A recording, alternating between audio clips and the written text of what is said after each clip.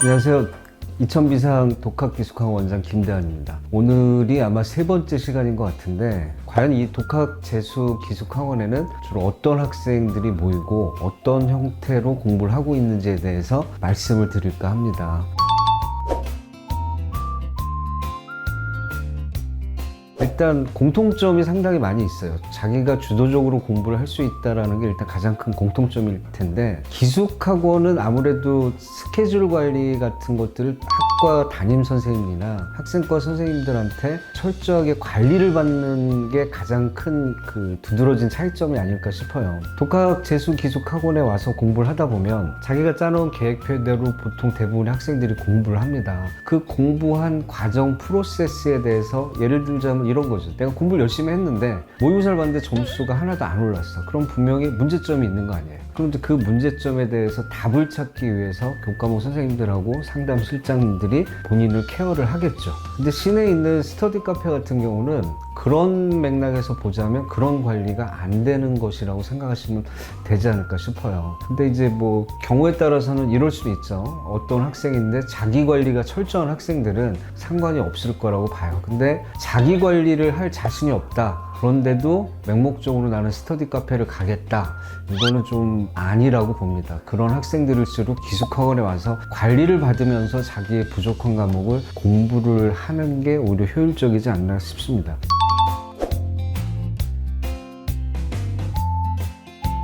이게 사실 질문이 굉장히 어렵네요. 독학재수기숙학원에 어울리는 학생?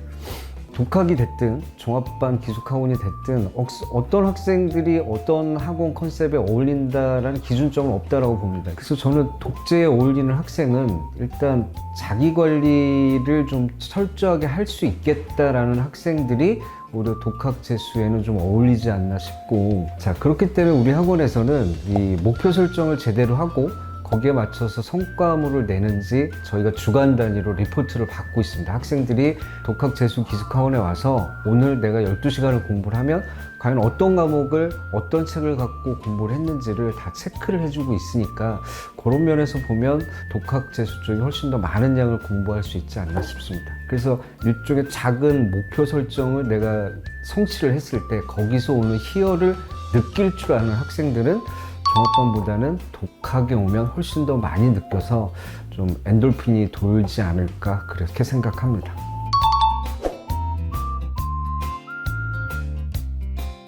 종합반도 물론 성공하는 학생도 있고 실패하는 학생도 있는데, 독재는 오히려 종합반보다는 성공하는 그 케이스로 놓고 보면 좀 더 작지 않나 싶어요. 왜 그러냐면 독재 같은 경우는 자기가 주도적으로 계획을 하고 그 주도적으로 계획 세운 거에 맞춰서 공부를 해야 되는데, 같은 일을 계속 반복적으로 며칠 하잖아요. 그러면 사람인지라 쉽게 매너리즘에 빠집니다. 매너리즘에 빠지다 보면 이제 공허한 상태가 오는 거죠.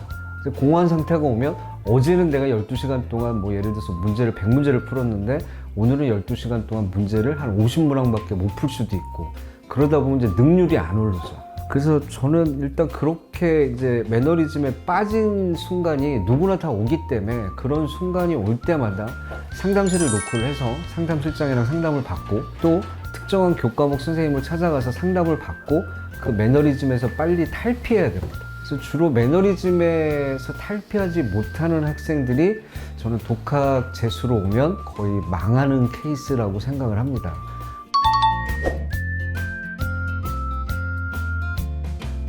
제가 정말 많이 봤습니다. 저희 학원에 와서 뭐 10개월, 12개월 어떤 학생 진짜 선행반부터 수능 볼 때까지도 끝까지 남아있는 학생들도 많이 봤는데 정말 망하는 학생들 많이 봤어요. 근데 이 망하는 학생들의 두드러진 공통점이 한 가지가 있는데, 그게 뭐냐면 자기 고집이 센 학생들이에요. 처음에 내가 생각하고 계획한 대로 공부를 하는데 중간에 한 번도 안 바꿔요. 사람인지라 사실 매달 저희가 뭐 기숙학원 같은 거 한 달에 한 번씩 주기적으로 모의고사를 보는데, 모의고사를 봐서 점수가 안 오르면 왜 안 올랐는지 방법을 찾고 또 다른 해법을 찾으려고 노력을 해야 되는데, 이런 학생들은 거의 학원에 들어와서 노터치를 선언합니다. 나는 관리고 뭐고 다 필요 없다. 나는 내가 알아서 한다. 노터치를 선언하고 자기 똥꼬집대로 공부를 하는 거예요. 자기 똥꼬집대로 공부를 해야 되는 학생은 제가 봐선 진짜 공부 잘하는 상위권 극소수 학생들만 그 공부 방법에 맞지 그 이외의 모든 학생들은 사실 자기 고집대로 공부를 했으면 재수하기 전에 고3 때 갔어야지 대학을. 고3 때 대학을 못 갔으니까 자기 공부 방법이 틀렸는데도 불구하고 그걸 끝까지 재수학원에 와서 밀어붙이는 학생들을 많이 봤어요. 그래서 저는 독학기숙학원에 와서 망하는 케이스 1번은 똥꼬집이 있는 학생들은 망한다. 이건 불변의 진리라고 생각합니다.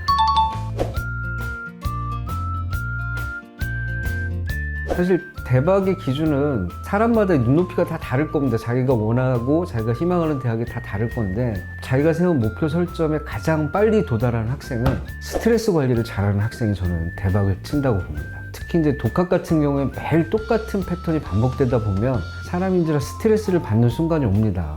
뭐 예를 들어서 독서실에서 공부하는데 옆자리에 앉은 놈 생김새가 못마땅해서 스트레스 받는 경우도 있고 또는 뭐 어느 날은 식당에 갔더니 밥맛이 없어서 스트레스 받는 경우도 있고 이 스트레스를 받는 경우는 진짜 이유가 수천 수백 가지일 거야 아마. 근데 그런 스트레스를 어떻게 극복하느냐가 나는 공부를 성과물을 내느냐 안 내느냐에 아주 가장 중요하게 작용하는 요소라고 봅니다. 뭐 예를 들어서 스트레스를 해소하는 방법은 뭐 운동을 열심히 한다든지 뭐 저희 학원 같은 경우는 뭐 산책로를 따라서 산책을 한다든지 아니면 우리가 흔하게 얘기하는 묻지마 공부 있죠? 양치기 공부. 전혀 새로운 문제집을 사서 양으로 승부를 해서 아무 생각 없이 문제 푸는 거야. 수능에 나오든 안 나오든 그냥 아무 생각 없이 그냥 문제만 쭉쭉 풀어 스트레스를 극복한다든지 그런 방법들을 가지고 자기가 받고 있는 스트레스를 얼마나 빨리 빠른 시간 안에 극복하느냐가 공부의 효율성을 높이는 데 가장 중요한 요소가 아닐까 생각합니다. 자, 오늘은 이렇게 해서 이제 독학기숙학원에서 어떤 식으로 공부를 했을 때 성공을 하고 또 독학기숙학원에서 피해야 되는 상황이 어떤 건지에 대해서 충분히 설명을 드렸는데 사실 독학기숙학원도 많이 있습니다. 뭐 수도권에도 많이 있고 경기 북부지방에도 많이 있는데 그런 학원들이 전부 다 사실은 다 자기 학원에 들어와 있는 원생들의 성적 향상을 위해서 다 노력한다라고 저는 생각을 하고 있어요. 사실 제 개인적인 생각을 얘기를 하자면 우리가 흔하게 이제 유튜브 같은 데 보면 이제 학원 소개해주는 영상들이 많이 있습니다. 그런 말에 현혹되는 것처럼 가장 이 멍청한 짓이 없다라고 생각합니다. 그 학원에서 가서 뭐 자기가 일주일에 한 달을 생활해 본 것도 아니고 가서 거기 상담실에 있는 좋은 정보만 가지고 그 학원을 소개를 할 텐데 사실 그런 것보다는 실제 발로 뛰어서 내가 독학기숙학원을 가겠다 그러면 경기 북부지방이랑 경기도 서해안도 있고 그래서 그런 학원들이 실제 발로 뛰어가면서 그 학원의 시스템, 시설들을 누르고 꼼꼼하게 따져서 고르는 게 가장 현명하다고 생각을 합니다. 다음 시간에는 또 다른 주제를 갖고 여러분들하고 그 인사를 나누도록 하겠습니다. 감사합니다.